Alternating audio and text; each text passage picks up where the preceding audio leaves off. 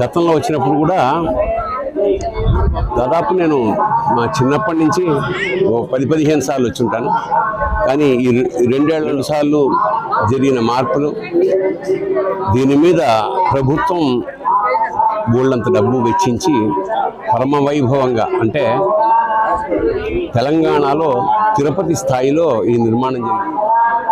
భక్తులకి చాలా పరమానందంగా ఉన్నారు. ముఖ్యంగా నేను కూడా ఆ శిల్పాలు అయితేనేమి, పూజా విధానం అన్నీ కలియుగ వైకుంఠంలో ఉంది.